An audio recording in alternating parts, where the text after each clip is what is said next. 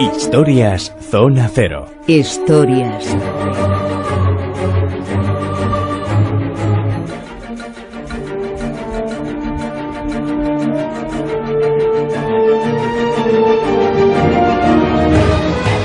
Pues bienvenidos a esta nueva sección con Jesús Callejo. Muy buenas. ¿Qué tal, Bruno? ¿Qué tal, Silvia? Buenas noches. Una sección en la que vamos a encontrar y descubrir cosas verdaderamente apasionantes. Vamos a buscar en la historia apócrifa, en la historia heterodoxa, en el simbolismo hermético, en las leyendas, en la magia, en los misterios, bueno, en definitiva, en los mundos de Jesús Callejo. Bueno, esa es un poco la idea de la sección, ¿no? Como si tuviéramos una mesa camilla con una hoguera virtual y llegara el momento o la hora de contar historias. Historias al calor de la noche, historias que tengan, bueno, en algunos casos su carácter macabro, morboso, grotesco, jocoso en algunos casos, pero siempre, bueno, pues en ese aire de intimidad que yo creo que da la radio, que da este programa, que da esta nueva sección y sobre todo que da la complicidad de la noche. Estas historias, enigmas, Zona Cero, que hoy nos van a hablar, lo hemos visto y lo vimos, es una imagen clásica, el jorobado de Notre Dame, pero siempre que viajamos por ahí y sacamos fotos, ¿cuántas fotos nos han hecho de las gárgolas? Porque todas y cada una de ellas, en todos y cada uno de los lugares en donde nos encontramos con alguna, bueno, pues son sorprendentes, son unas grotescas, otras hermosas, otras llamativas, y otras dices, pero bueno, ¿por qué demonios representaron esto aquí, no? Bueno, gárgolas hermosas no te creas que hay muchas. En general suelen ser bastante grotescas. Yo creo que el adjetivo que las definiría sería grotesco, siempre con ciertos toques diabólicos, porque eso es lo que se pretendía, a pesar de que hay distintas épocas. Y ahora comentamos un poco cómo surgen, un poco a finales del románico, pero sobre todo se extienden y se popularizan en el gótico a partir del siglo XIII. Y es cierto, Bruno, que la mayoría de la gente asocia las gárgolas con esa película, con la del jorobado de Notre Dame, porque Notre Dame es la clásica catedral donde está repleta de gárgolas, igual que pasa con otras catedrales, tanto de España como de Francia, y donde se desarrolla esa historia que mucha gente cree que solo forma parte del imaginario de la factoría Disney, pero que realmente forma parte de una novela de Víctor Hugo, que es Nuestra Señora de París, una novela que escribe en 1831, donde se desarrolla una historia, en fin, rocambolesca y amorosa de Esmeralda la gitana, con el jorobado, con Quasimodo, que por cierto es sordo, en la novela me refiero. Y entonces a partir de ahí, bueno, pues él va recorriendo de gárgola en gárgola, porque se lo conoce perfectamente, pues en fin, como el fantasma de la ópera se conoce también los subsuelos, ¿no?, de la ópera de París, pues lo mismo ocurre aquí con esta catedral. Entonces la gente siempre asocia las gárgolas a eso, ¿no?, a unos determinados elementos que en circunstancias especiales pueden adquirir vida. Evidentemente las gárgolas no adquieren vida, pero sí tienen esa característica común, y es ¿qué? Pero esa sensación da siempre que vemos, sí, ¿verdad? Claro, hombre. Porque, bueno, salen de la piedra normalmente, de la construcción arquitectónica, y eso es un poco lo que parece que quieren representar, o una de las cosas que quieren representar. Sí, representan dos cosas, creo, y además es bueno dejarlo muy claro desde el principio. La primera finalidad es práctica, es decir, son desagües de un tejado esculpido con figura de animal o humana, o de las dos cosas, porque normalmente suelen ser figuras humanas grotescas, ya digo, con toques diabólicos, y sirve para desahogar, nada más. O sea, son desagües artísticos, decorativos, que tienen una finalidad muy práctica, pero tienen luego otra finalidad, porque dices, bueno, si son desagües no hacía falta hacer esas pequeñas obras maestras de piedra con esas representaciones, y a veces pues de una altura considerable, algunas tienen más de 1 metro, 1,5 metros. ¿Cuál es la otra finalidad que tienen las gárgolas y que ha promovido tantas leyendas, tantas historias, incluso argumentos de novela como la de Víctor Hugo? Y eso es un poco lo que le hace tener ese carácter fascinante. Es decir, si realmente estaríamos hablando de figuras protectoras de un templo sagrado. Yo Pero también... han trascendido de la arquitectura religiosa, la civil, y en muchísimas construcciones incluso relativamente modernas encontramos gárgolas. Ahora que hablábamos de películas, ¿no?, en la casa de cazafantasmas ahí en Nueva York, junto al parque, la imagen de las gárgolas, y también con ese simbolismo y ese significado, ¿no?, parece que adquieren vida porque están por ahí los del más allá, ¿no? Claro, sí, siempre se asocia, ya digo, un poco más a elementos cristianos, a templos sagrados, pero claro, cuando hablamos de gárgola, digo que sobre todo su finalidad clara es servir para desaguar los tejados. Claro, esto lo tenían también los romanos, lo tenían los griegos, o sea que tampoco hay que irnos a la Francia medieval o a la España medieval. Pero sí es cierto que ya el simbolismo, tal como conocemos a la gárgola, nos deberíamos ir a finales del siglo XII, XIII, y ahí, bueno, pues a partir de ese momento se empezaron a hacer gárgolas de distinta forma, tamaño, incluso con gestos que evidenciaban dos cosas. Por una parte, yo creo que también es bueno también marcarlo, ¿no?, desde el primer momento, por una parte, los gestos y las expresiones y las actitudes de las gárgolas eran amenazantes. Esas son las que se hacen siglo XIII, siglo XIV, pero llega un momento, sobre todo a partir del siglo XV, donde esa finalidad, y ahora si queréis nos adentramos un poco en por qué buscaban esa fealdad, pero esa finalidad diabólica no se persigue tanto y se busca una finalidad más grotesca y más cómica. Entonces, si tuviéramos la ocasión de ver unas cuantas fotografías de gárgolas, veríamos que las primeras tienen un carácter más pavoroso, intentan asustar, intentan como marcar un límite entre lo profano y lo sagrado, marcar un límite entre la parte diabólica y la parte divina, que en el fondo, por ahí van los tiros cuando hablamos de las gárgolas. Y a partir del siglo XV, donde ese carácter más apocalíptico había desaparecido, bueno, se busca ya también estas representaciones ornamentales, ¿no?, de los tejados, pero con carácter más grotesco. Un poco lo que ocurre también en ciertos canecillos de algunas iglesias románicas. Sabéis que hay ciertos canecillos donde lo que se busca precisamente son representaciones eróticas, algunas veces pornográficas, y llama mucho la atención que en templos sagrados, bueno, pues alguien le dé por poner caras de diablos, serpientes, elementos tomados de la mitología como dragones, porque se buscaba precisamente eso, era decir, como una especie de cortapisa entre la parte más profana y luego, cuando te adentrabas en el templo, era la parte divina, era la parte sublime. Y fijaros que las gárgolas, en general, tienen siempre representaciones de dragones, y no por casualidad. Y yo mirando sobre las gárgolas, también se les identifican como guardianes de la noche. Bueno, pero eso es un poco la leyenda romántica. Son guardianes de la noche y del día, porque yo sepa, durante el día no se las quitan y no las colocan por la noche. Lo que pasa es que los guardianes de la noche sí que acentúa más el carácter demoníaco que tiene la gárgola. Porque si lo que se buscaba deliberadamente era asustar, bueno, asustar hasta cierto punto, tenías que tener una vista de lince, porque las catedrales góticas son muy altas, como todos sabéis, y por lo tanto ver a una gárgola no es fácil, y ver la expresión de una gárgola es menos fácil todavía, tienes que tener una buena vista. Pero bueno, con independencia de eso, siempre se busca el simbolismo en todo esto. Evidentemente, una gárgola no va a asustar per se para que nadie entre en un templo religioso, eso desde luego no cabe en ninguna cabeza, pero sí se buscaba un poco lo que era la finalidad, aparte de la práctica. Y dentro de esa finalidad que se buscaba con la gárgola, por eso hablo de los guardianes de la noche, se han barajado como tres teorías distintas, de las cuales os las comento. Y luego os digo cuál es la que yo creo que es la más correcta.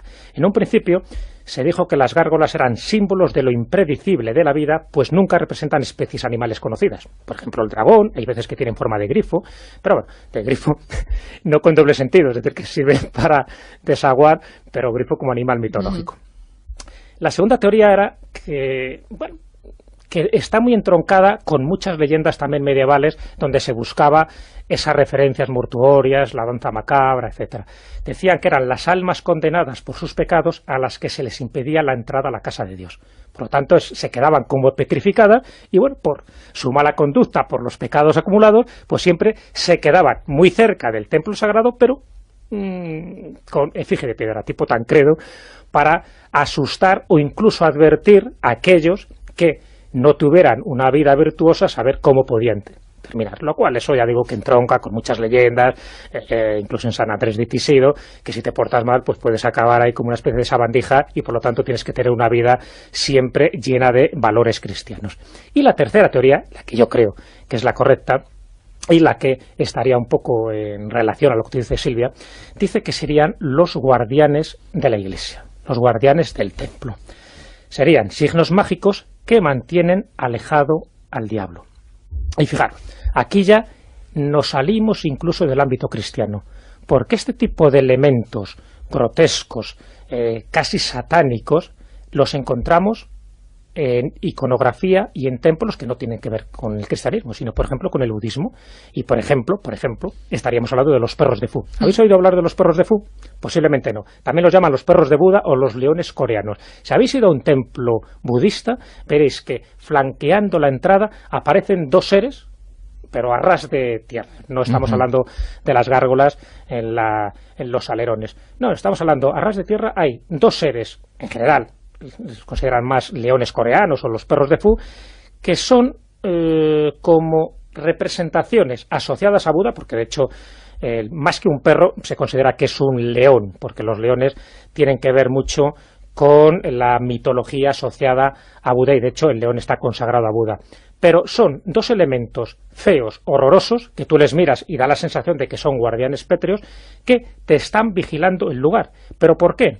Porque lo que intentan hacer de alguna manera es defender la ley, es decir, en este caso la ley de las buenas costumbres y de las buenas maneras, pero también, por otra parte, son los protectores de los edificios sagrados. Son ellos los que solo permiten la entrada a aquellos que realmente tengan las virtudes morales y espirituales suficientes para ser dignos de entrar en ese templo sagrado.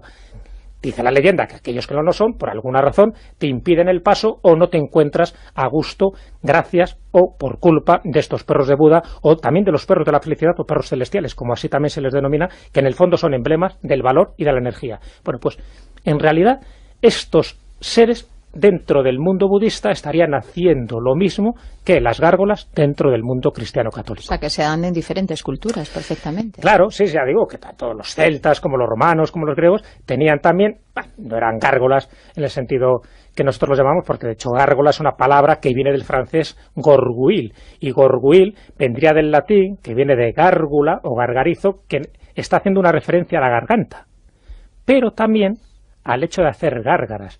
Es decir, que cuando se habla de las gárgolas en su principio, era por el sonido que hacía, o el ruido semejante a un líquido pasando por un tubo, que en el fondo es lo que están haciendo es las gárgolas. su función arquitectónica, digamos, y luego os da la simbólica, pero claro, el nombre se la da la función, ¿no? La función, por eso digo que el nombre, como ves, no tiene nada de misterioso ni de mágico, pero bueno, sí pero no deja de ser curioso que hacer gárgaras es una medida profiláctica de protección, de salud, y en cierto modo, pues por ahí también puede ir la explicación de por qué se construyen las gárgolas en los templos religiosos, en cierto modo. Sí, exactamente. O sea, que la etimología vendría de aquí. O sea, no tiene más. Porque, de hecho, tanto en el francés como en el latín procedería siempre de la garganta y, sobre todo, del sonido que hace la garganta cuando pasa un líquido.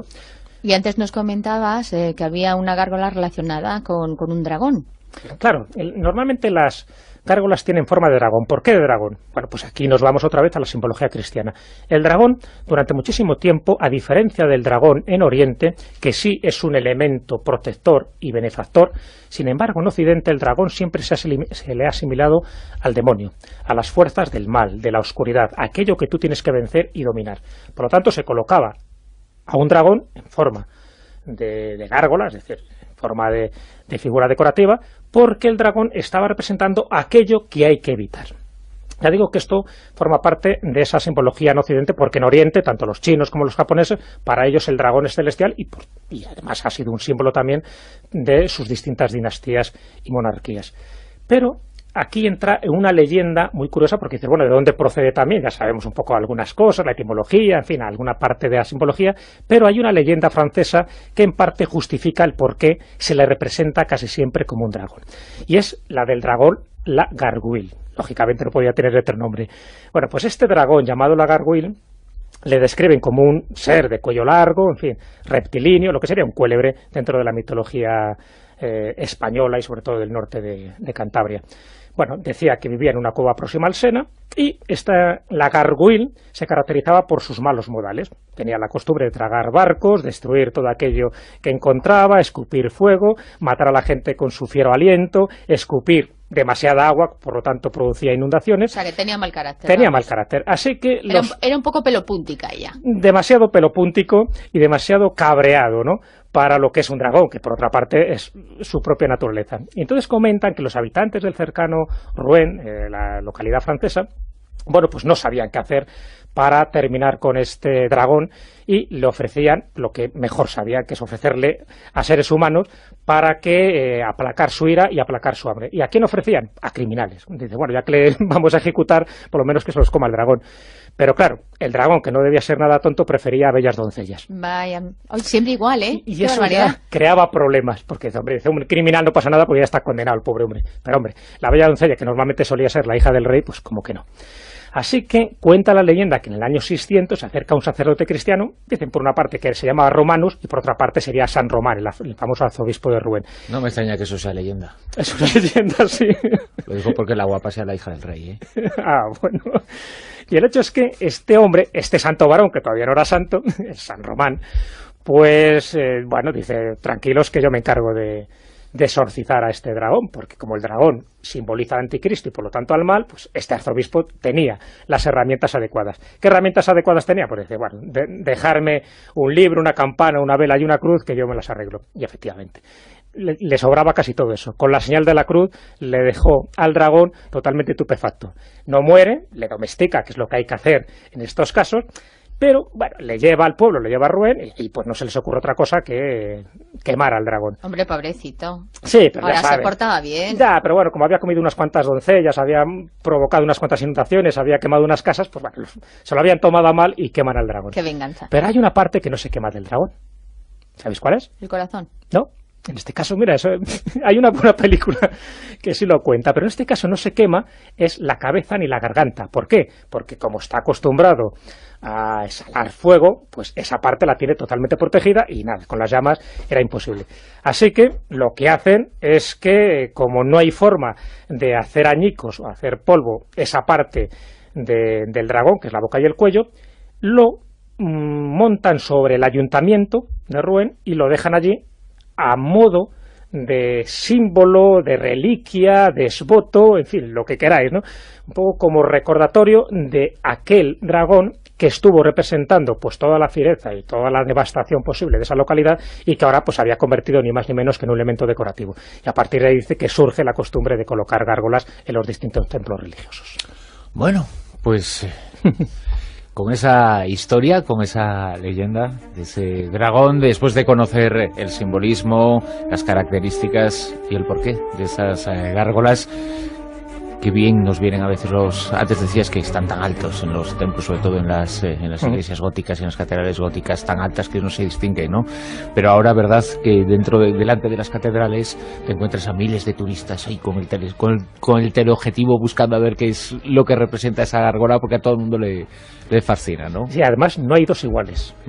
Eso también es otra de las características. No se hacían con ningún molde. Entonces eso también les da esa parte de espectacularidad de saber que cada uno, cada artista, igual que las marcas de cantero a veces, cada uno tenía su representación de la gárgola y su modo de representar, o bien los vicios, el pecado, el anticristo, o a saber qué, porque también había demasiados elementos satíricos dentro de estos constructores medievales. A alguno no vas a dejar dormir esta noche, ¿eh? Yo creo que sí, la gárgola asusta, pero no demasiado. Pero si te encontraras con una gárgola en un callejón cerrado y oscuro, veríamos a ver quién salía antes. Jesús, muchas gracias. De nada, un placer. Igualmente.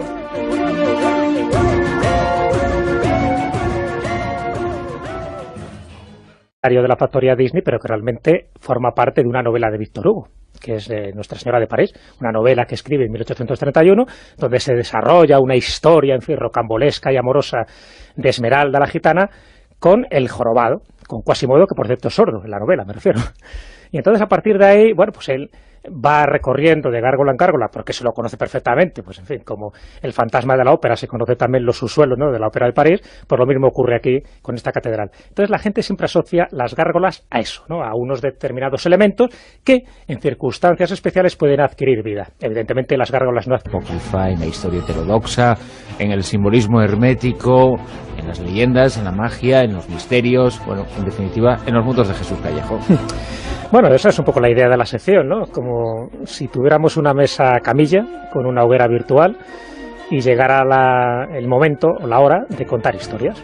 Historias al calor de la noche, historias que tengan, bueno, en algunos casos su carácter macabro, morboso, grotesco, jocoso en algunos casos, pero siempre, bueno, pues en ese aire de intimidad que yo creo que da la radio, que da este programa, que da esta nueva sección, sería grotesco siempre con ciertos toques diabólicos, porque eso es lo que se pretendía, a pesar de que hay distintas épocas. Y ahora comentamos un poco cómo surgen, un poco a finales del románico, pero sobre todo se extienden y se popularizan en el gótico a partir del siglo XIII. Y es cierto, Bruno, que la mayoría de la gente asocia las gárgolas con esa película, con la del Jorobado de Notre Dame, porque Notre Dame es la clásica catedral donde está repleta de gárgolas, igual que pasa con otras catedrales, tanto de España como de Francia, y donde se desarrolla esa historia que mucha gente cree que solo forma parte del imaginario.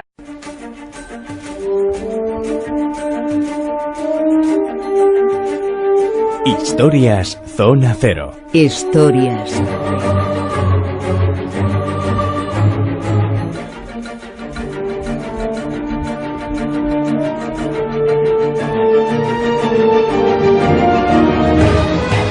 Pues bienvenidos a esta nueva sección con Jesús Callejo. Muy buenas. ¿Qué tal, Bruno? ¿Qué tal, Silvia? Buenas noches. Una sección en la que vamos a encontrar y descubrir cosas verdaderamente apasionantes. Vamos a buscar en la historia. Y sobre todo queda la complicidad de la noche. Estas historias, enigmas, Zona Cero, que hoy nos van a hablar.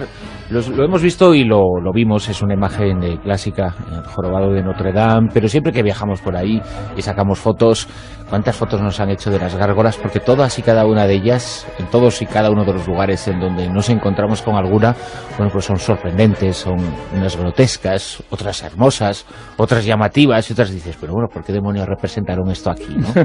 Bueno, gárgolas hermosas no te creas que hay muchas. En general suelen ser bastante grotescas. Yo creo que el adjetivo que las definiría